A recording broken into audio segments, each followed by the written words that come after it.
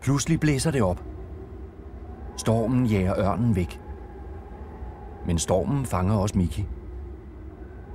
Den løfter ham op i luften og slynger ham hid og did.